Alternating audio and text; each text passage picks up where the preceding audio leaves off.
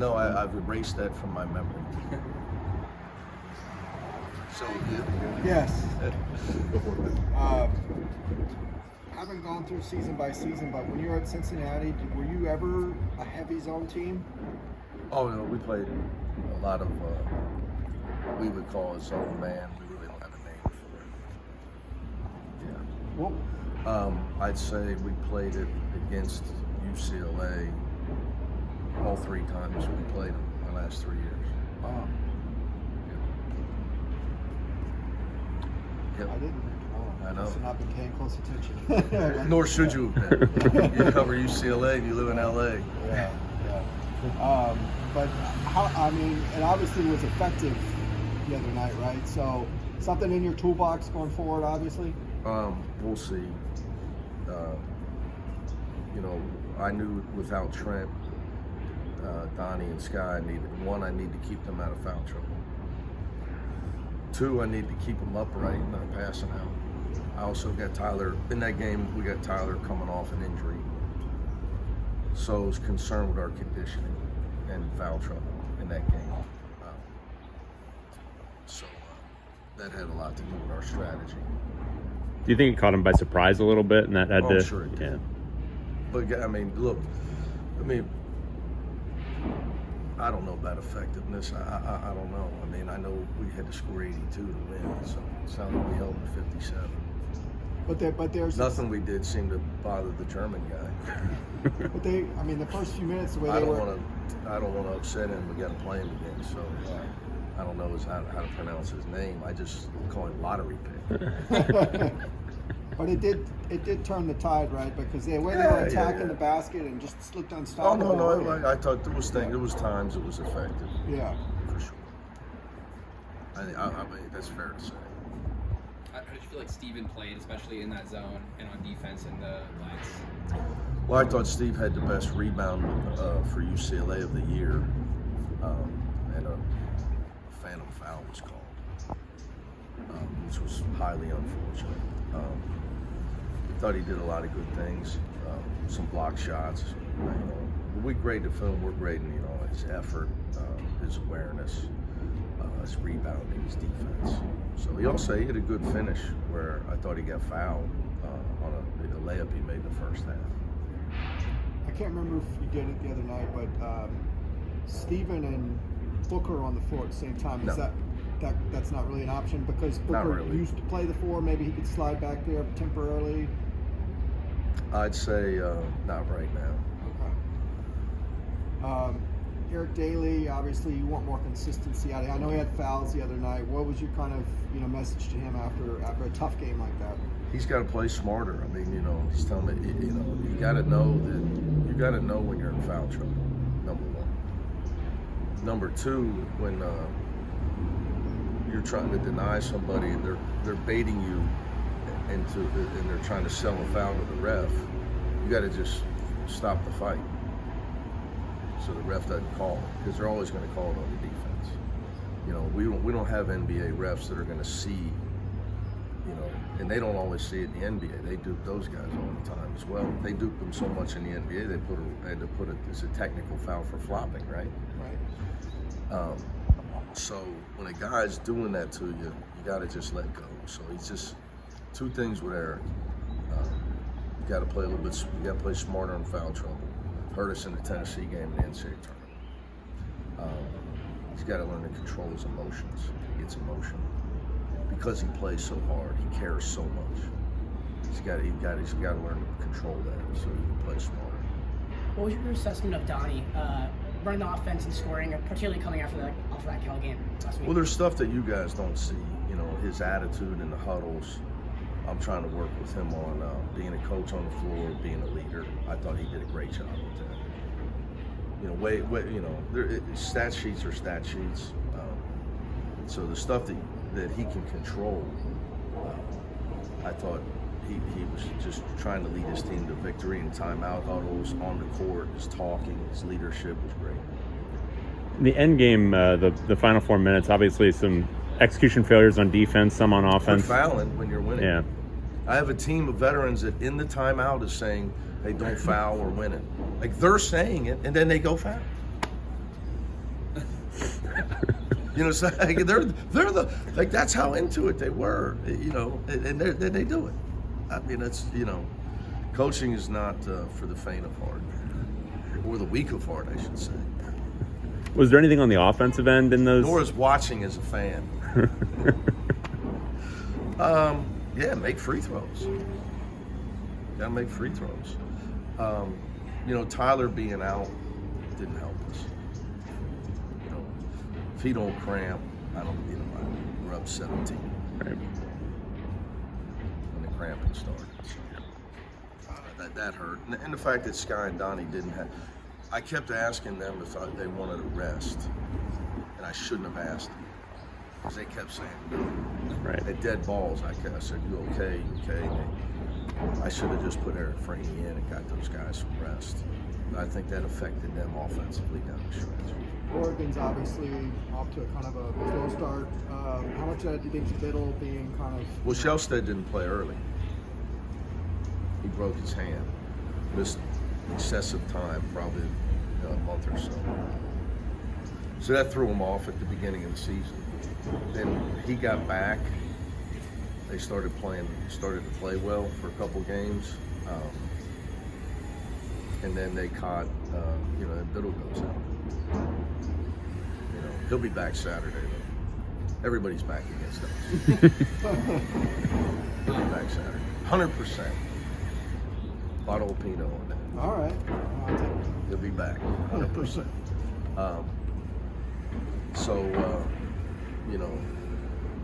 They get two guys who are voted all league.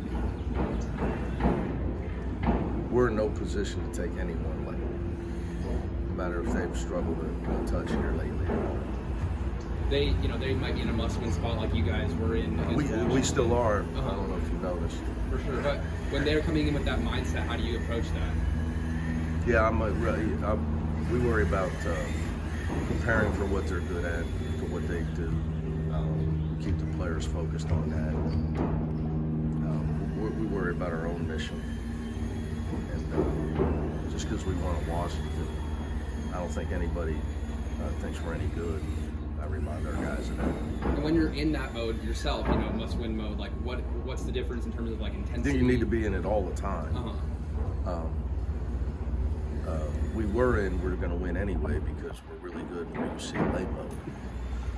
And that's, I tried not to let them get there, but they got there. And we got out of it, we got to stay out of it. Because the minute you go back, you're going to lose. And that's anybody. That's anybody. Like, big fan of Coach Vrabel and the New England Patriots. He's got his team in the right, and I don't watch the NFL, but I know who he is, I know what he's about. So I try to watch his press conferences and stuff. So, but if they get out of that mode, they'll lose. I know it's kind of a stupid question, but does that last 4 minutes against Washington kind of help in that respect then, because it scared them? No, I mean, it'd be nice to not go through that. It'd be nice to make some free throws late in the game. Right. I mean, the game shouldn't have been close. Tyler's foul, Sky's foul. When you're mathematically, if you're up 8 or more with under 2 minutes, if you don't give up a 3, it's almost impossible to lose mathematically. And if you make free throws, you cannot lose. So we gave up 2 3-point plays in the last 4 minutes, and ones, I should have. Right. And 2 3-point jump shots. So basically, you gave them an extra minute on the clock. Right. So we got to get better in that aspect. Talked about Steinbach playing really well against you guys. Do you think Biddle Played really well against everybody. Do you think Look at his stats. Biddle presents similar challenges? Nate's a good player. I've known Nate since he was a sophomore. He can really shoot the ball and he can score inside and block shots. He's a much better shooter than Steinbach. But if you give Nate the face-up shot, he's taking it and he makes a high percentage. He can also score in a low post over you, and he blocks shots around the rim. That's why he's an All Big Ten preseason player. there any differences coaching against a squad like Oregon, where you have maybe a larger sample size against a Biddle, a Shellstad? Not sure what you mean. What do you mean they did? Like, is there? Oh, because we played 'cause you against played them them- many times. yeah. It's rarity with all the transferring. Exactly. Yeah. And now I see where you're going. You had me there, for a second. Yeah. It's like the old days. It's like, hey, we're back in the Pac-12, and these guys been on the team for 3 and 5 years. Jackson and Nate. But the rest of their team is new era.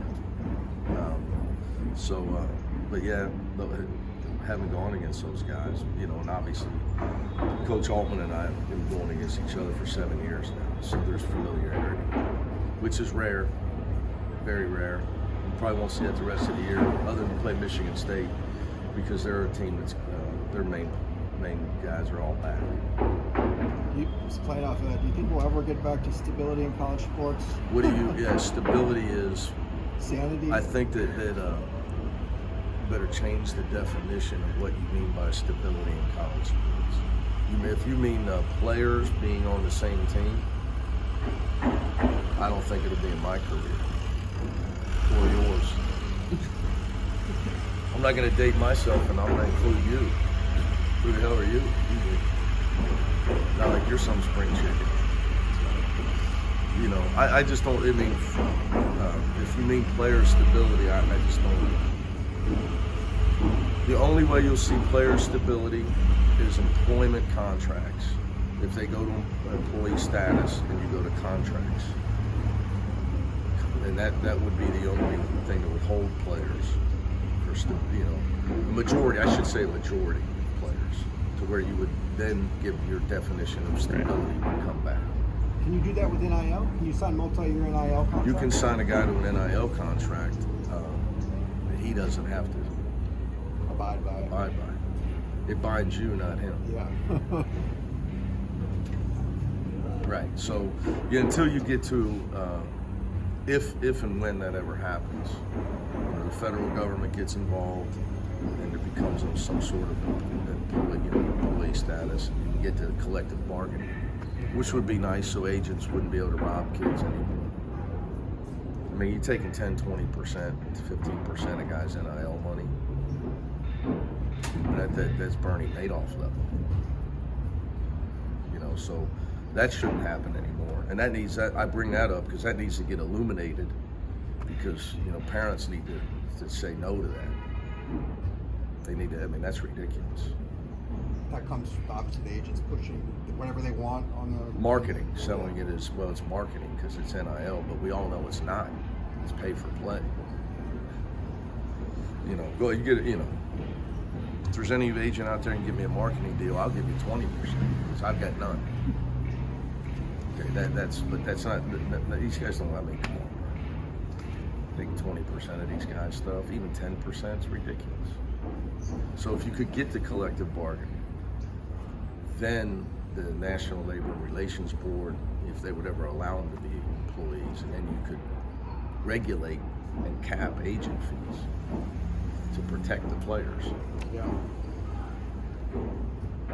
But until then, the players and their families are the ones that need to protect themselves on this. Because why wouldn't you tell every guy to go in the portal if you're making 10% on them, 15% off? They do.